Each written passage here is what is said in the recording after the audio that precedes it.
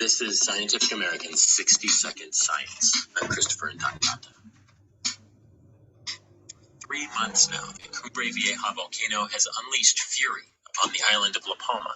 That's in the Spanish Canary Islands. Rivers of lava have consumed at least 2,600 buildings, razed plantations, bananas, and avocados. Magma's movement underground has triggered clusters of earthquakes, too. More than a dozen hit La Palma on a recent day. Despite that devastation, though, only one death has been attributed to the eruption, and volcanologists say the recent activity has them rethinking their predictions of the volcano's next move. It's always useful to see a new volcano personality. Marc-Antoine Longpré is a volcanologist at the City University of New York. He says every eruption helps scientists better understand volcanoes and improve their forecasts. And one lesson is that these volcanoes in the Canary Islands behave a little bit differently from other basaltic volcanoes that we commonly see in the media, for example, like Hawaiian volcanoes and Etna in Italy. He explains that those volcanoes tend to have a shorter run-up to their eruptions, whereas Cumbre Vieja began to reawaken years ago, in October 2017, with a cluster of tiny earthquakes. In the years since, the volcano has triggered sporadic swarms of tiny quakes, but on September 11th, 2021, 8 days before the eruption, things picked up. A couple hundred quakes hit every day, and the ground began to deform, probably due to flows of magma.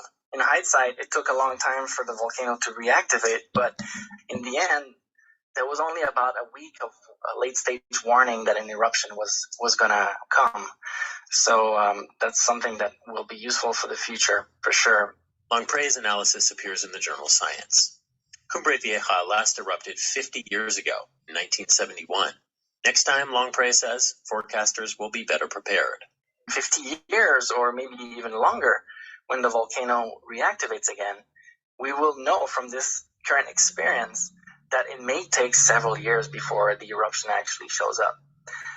And we also see that it can accelerate very rapidly and give, in the end, only a short warning for an imminent eruption.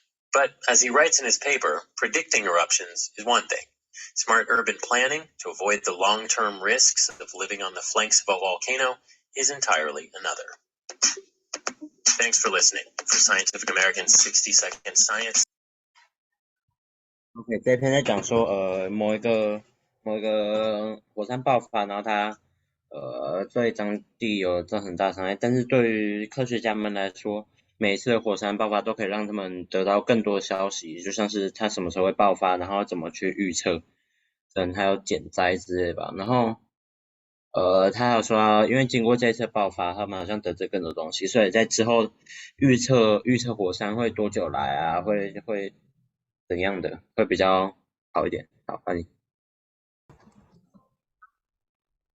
这篇主要在说的是那个关于火山会爆发啊，然后呢，就是火山爆发的时候，他们呢会每一次的爆发都可以去让他们更好预测下一次什么时候会有发生火灾，然后不是发生火山，然后再来他们也有说到说，如果说他们说有预测到说，如果在火山的前几个礼拜就会有前几个月之类的就有地震，然后到了前8天之后，一天都会有上百次的地震。